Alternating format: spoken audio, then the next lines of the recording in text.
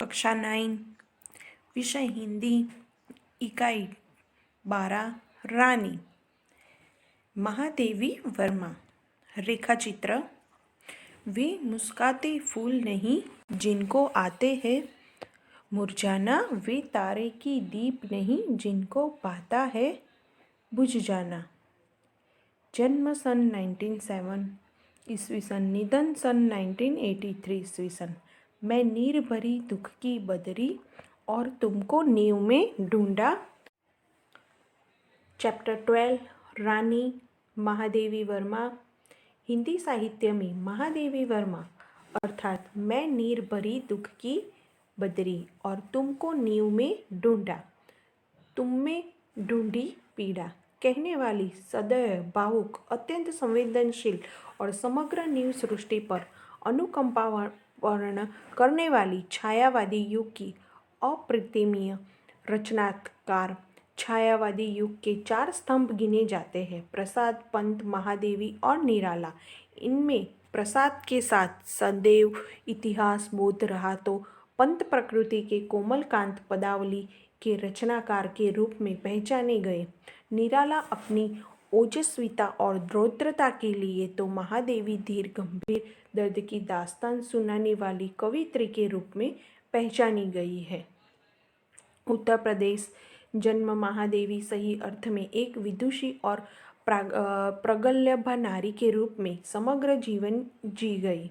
मुख्यतः महादेवी कवित्री ही रही, किंतु स्मृति की रेखाएं जैसी रचना के द्वारा उत्तम गद्याकार रेखा चित्र के रूप में अपनी पहचान बनाने में सफल रही है। तो यहाँ रानी नामक एक घोड़ी, उनके 2 साथी निकी और रोजी, निकी नाम का नेवला है और रानी नाम की एक घोड़ी है और रोजी नाम का एक कुत्ते के साथ आए हैं, सम्मिलित है, जिसका बड़ा मार्मिक और भावपूर्ण शैली में चित्रण अंकित किया गया है। ऐसा लगता है यह नेवला, यह कुत्ती और यह घोड़ी हमारे सामने ही है। पशु पक्षी और निर्दोष भोले ऐसे प्राणियों के प्रति महादेवी जी का स्नेह और प्रेम छलकता नजर आता है। तो यहाँ पे हमको इन तीनों के बारे में, इन 3 पशुओं के बारे में एक सुंदर सी कहानी दिखाई है। रानी। रियासत होने के कारण इंदौर में शानदार घोड़े और सवारों का आधिक्य था। यानी पहले के टाइम पे जो सब घोड़े और वो जो रियासत वाले लोग थे राजा के टाइम के, तो वहाँ घोड़ों का काफ़ी शौक था उन्हें। तो उस टाइम इंदौर में शानदार घोड़े का बहुत रुतबा था, सब घोड़े रखते थे। इसके अतिरिक्त हम अंग्रेज़ों के बच्चों को छोटे टट्टू या सफ़ेद गधे पर घूमते देखते थे। तो यानी ये माना जाता है कि जो अधिक रईस है या जो मोहबेदार व्यक्ति है वो घोड़े पर घूमते हैं। तो इस तरह जो अंग्रेज़ थे उनके बच्चे भी छोटे छोटे घोड़े पर घूमते दिखाई दे रहे थे। रामा की कहानियों में तो राजा अपराधियों को गधे पर चढ़ाकर देश निकाला देता था। इन्हें गधों पर बैठकर प्रसन्नता से घूमते देखकर विश्वास करना कठिन था कि इन्हें दंड मिला है। रामा के पास हमारी जिज्ञासा का समाधान था। इन्हें विलायत में गधे पर बैठने का दंड देकर भारत भेजा गया था, क्योंकि वहाँ यह वाहन नहीं है। एक दिन हम तीनों ने बाबूजी को मौखिक स्मृति पत्र दिया कि हमारे पास भी एक छोटा घोड़ा न रहना अन्याय की बात है। यदि अन्य बच्चों को घोड़े पर बैठने का अधिकार है तो हमें भी वह अधिकार मिलना चाहिए। तो इस तरह जो 3 बच्चे थे उन्होंने अपने बाबूजी के सामने अपनी जो जिज्ञासा थी वो रखी कि हमें भी एक छोटा घोड़ा चाहिए जिस पर हम बैठ के घूम सके। तो बाबूजी ने हंसते हुए पूछा, सफ़ेद टट्टू पर बैठोगे? तुम कहो के साथ ठेलम ठाल के उपरांत मैंने अगुआ होकर गंभीर मुद्रा में उत्तर दिया, सफ़ेद टट्टू तो गधा होता है जिस पर बैठकर सजा दी जाती है। पता नहीं हमारे ज्ञान के वजस्त्र स्रोत रामा को बाबूजी ने डांटा या नहीं, परंतु कुछ दिन बाद हमने देखा कि एक छोटा सा चॉकलेटी रंग का टट्टू आंगन के पश्चिम वाले बरामदे में बांधा गया है। बरामदा तो घोड़े के बांधने के लिए बनाया नहीं गया था, अतः बाहर से टट्टू को लाने के लिए दीवार में एक नया दरवाज़ा भी लगाया गया और उसकी मालिश करने तथा खाने पीने, घूमने आदि की उसकी देखरेख करने के लिए छुट्टन नाम का साइस भी रखा गया। यानी जब वह तीन बच्चों ने उनके बाबूजी के सामने अपनी इच्छा रखी तो उन्होंने उस टाइम तो उनको मजाक में ये बात टाल दी कि क्या तुम सफ़ेद टट्टू पर बैठोगे। यानी जो घोड़ा होता है, वो छोटा घोड़ा होता है, उसे हम टट्टू बोलते हैं। तो उस तरह वो बात मजाक में चली गई। लेकिन बाबूजी ने एक दिन अचानक से उनके घर में एक छोटा सा चॉकलेटी रंग का टट्टू आंगन में बंधा हुआ दिखा उनको। तो बाबूजी ने वो ला दिया था और उसके लिए एक दीवार में एक नया दरवाज़ा भी लगाया गया जिससे उसको अंदर लाया या बाहर ले जाया सके। तो बरामदा यानी घर के बाहर वाला जो जगह होती है वो, और उसकी मालिश और खाने की पीने की देखभाल के लिए, उसे घुमाने के लिए एक छुट्टन नाम का साइस यानी लड़का भी रखा गया उसकी रखेवाली करने के लिए। जो हम रखते हैं जिसको, उसे साइस बोलते हैं। तो छुट्टन नाम का एक लड़का भी उस घोड़े के खाने पीने और मालिश की देख रेख के लिए रख दिया गया। तो इस तरह उन बच्चों की बात बाबूजी ने मान ली और एक छोटा सा घोड़ा टट्टू उन्होंने घर पे लाके रख दिया। अब तो हम उसे छोटे टट्टू से बहुत प्रभावित और आतंकित हुए। हमारे तथा हमारे अन्य साथी जीवों के लिए न मकान में कोई परिवर्तन हुआ, न कोई विशेष नौकर रखा गया। रामा तो नौकर कहा नहीं जा सकता। यानी जब उनके घर में वो छोटा टट्टू आया तो उसके लिए उनके घर में बहुत सारे फेरफार हुए, परिवर्तन आया। उसके लिए एक नया दरवाज़ा बनाया गया, उसके लिए एक आदमी को रखा गया। तो बच्चों को उससे जेलसी हुई कि हमारे लिए और हमारे जो दूसरे पशु थे जैसे कि वो नेवला, कुत्ता, उनके लिए घर में कोई परिवर्तन नहीं आया, कोई नौकर भी नहीं रखा, और इस घोड़े के लिए एक आदमी को रख लिया, घर में परिवर्तन, दरवाज़ा नया बना। तो उससे क्या हुआ, वो बच्चे को उनसे जेलसी होने लगी उस घोड़े से। फिर उनके घर में एक रामा नाम का नौकर था। तो वो कहते हैं कि वो हमारे लिए नहीं था, वो हमें डांटने फटकारने के लिए रखा गया था, और ना ही हमारे लिए खिड़की तक दरवाजे में परिवर्तन नहीं हो सका था। तो जिससे हम रोज़ी और निक्की के साथ कूदने के कष्ट से मुक्त हो सके।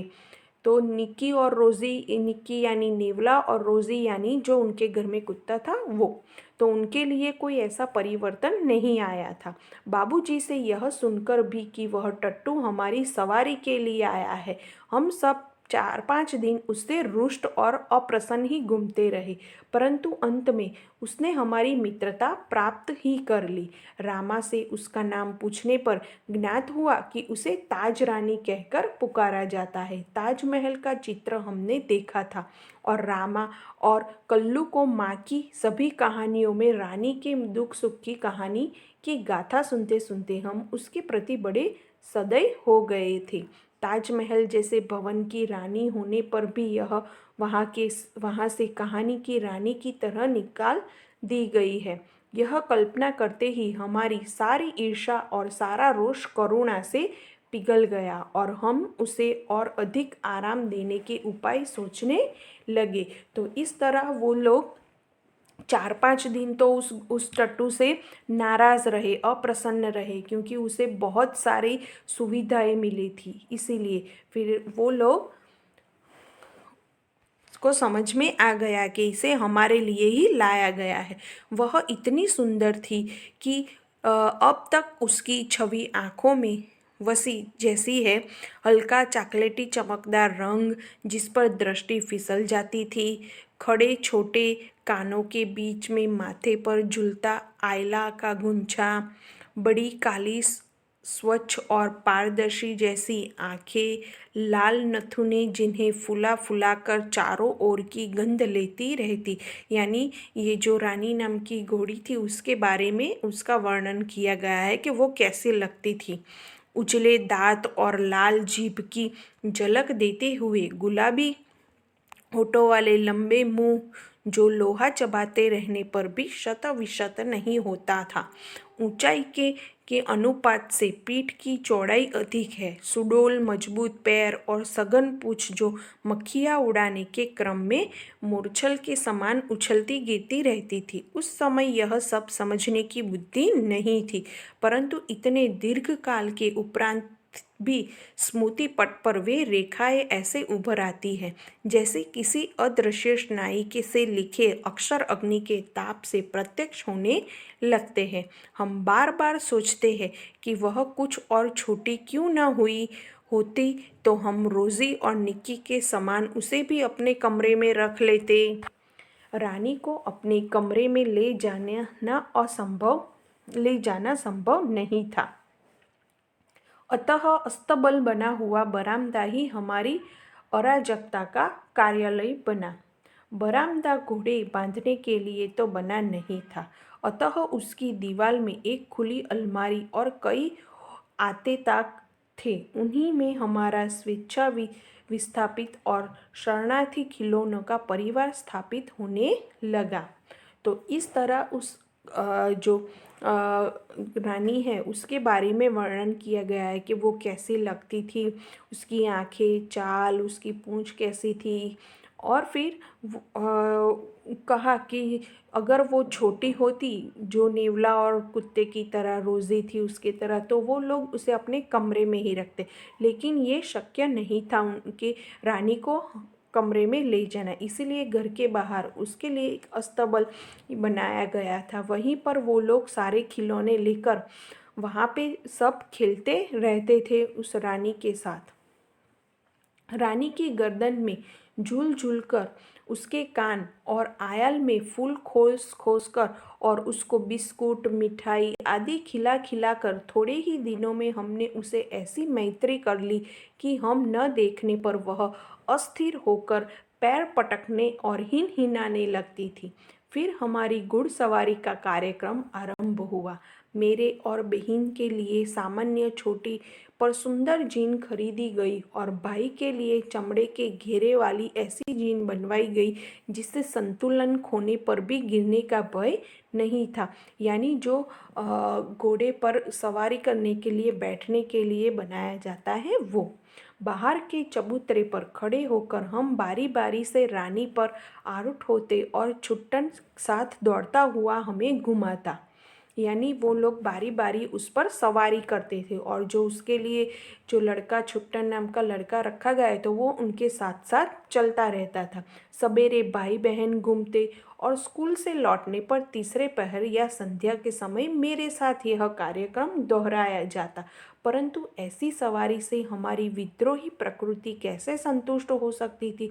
अस्तबल में रानी की गर्दन में झूलकर तथा स्टूल के सहारे उसकी पीठ पर चढ़कर भी हमें संतोष न होता था।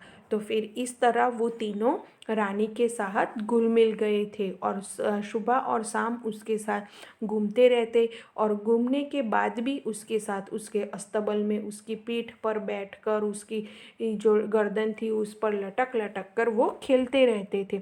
अंत में एक छुट्टी के दिन दोपहर में सबके सो जाने पर हम रानी को खोलकर बाहर ले आए और चबूतरे पर खड़े होकर उसकी नंगी पीठ पर सवारी करके बारी बारी से अपनी अधूरी शिक्षा की पूरी परीक्षा लेने लगे। तो वो लोग दिन में एक बार उस पर बैठकर सवारी करते थे, फिर भी उन्हें संतोष नहीं होता था। तो वो छुट्टी के दिन भी दोपहर में रानी को अस्तबल से बाहर खोल के ले आते थे और उनके ऊपर जो उसका बिछौना होता था बैठने वाला, उसको बिछाए बिना ही उस पर बारी बारी से अपनी सवारी करते थे।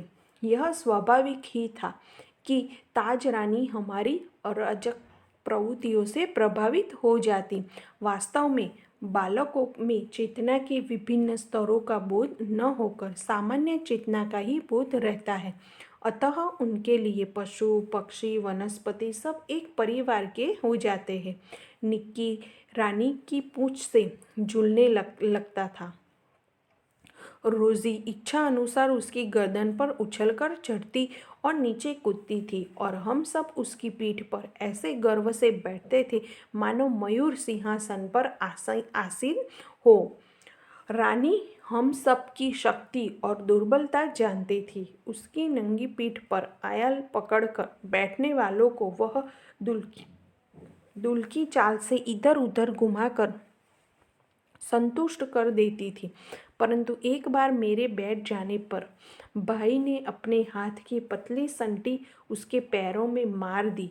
चोट लगने की तो संभावना ही नहीं थी, परंतु इससे न जाने उसका स्वाभिमान आहत हो गया कि कोई दुखद स्मृति उसकी उभर आई। वह ऐसे वेग से भागी मानो सड़क, पेड़, नदी, नाले सब उसे पकड़ बांध रखने का संकल्प किए हो।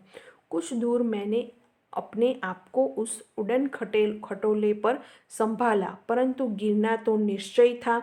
मेरे गिरते ही रानी मानो अतीत से वर्तमान में लौट आई और इस प्रकार निश्चल खड़ी रह गई जैसे पश्चाताप की प्रसर प्रतिमा हो। तो इस तरह वो लोग रानी के साथ सवारी करते रहते थे, लेकिन अचानक एक टाइम उसे उसके पैरों में एक जो थी चाबुक या उसकी जो डोरी वो लग गई और वो भागने लगी और उसको एक दिन गिरा दिया।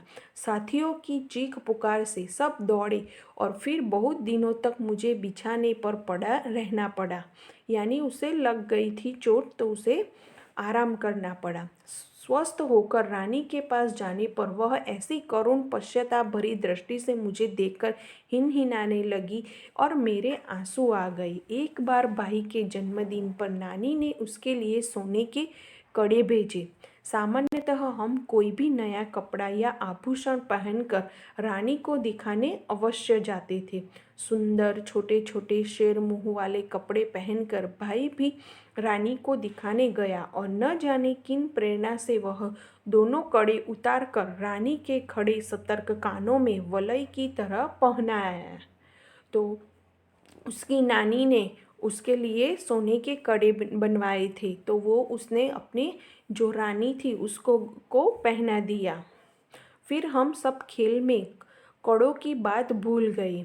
संध्या समय भाई के कड़े रहित हाथ देकर जब माँ ने पूछा कि तब खोज आरंभ हुई, पर कहीं भी कड़े का पता नहीं चला। रानी अपने कान को खुरों से खोदती और हिनहिनाती रही। अतः मैं बाबूजी का ध्यान उसकी ओर गया और उन्होंने मिट्टी हटाने का आदेश दिया। किसी ने कुछ गहरा गड्ढा खोदकर दोनों कड़े गाड़ दिए थे। दंड तो किसी को नहीं मिला, परंतु रानी सारे घर के हृदय में स्थान पा गई। यानी उन्हें लगा कि वो कड़े यहाँ पे है और उनको रानी ने निकाला है। रानी को पता चला कि यहाँ पे वो सोने के कड़े हैं और उन सबको लगा कि रानी ने उन कड़ों का पता बताया है, इसीलिए सारे घर वाले खुश हो गए और रानी उनके हृदय में स्थान पा गई। और इस तरह रानी ने वो जो दोनों कड़े थे वो ढूंढकर वापस दे दिए और इस तरह सारे घर के सदस्यों में के हृदय में रानी ने जगह अपनी बना ली।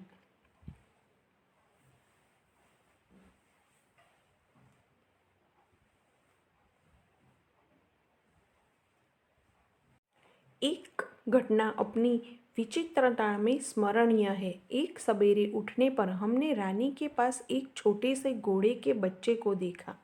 यह कहाँ था कहकर हमने रामा को इतना थका दिया कि उसने निरुपाठ घोषणा की कि वह नया जीव रानी के पेट में दाना चारा खाकर सो रहा था। भाई ने उत्साह से पूछा, और भी है?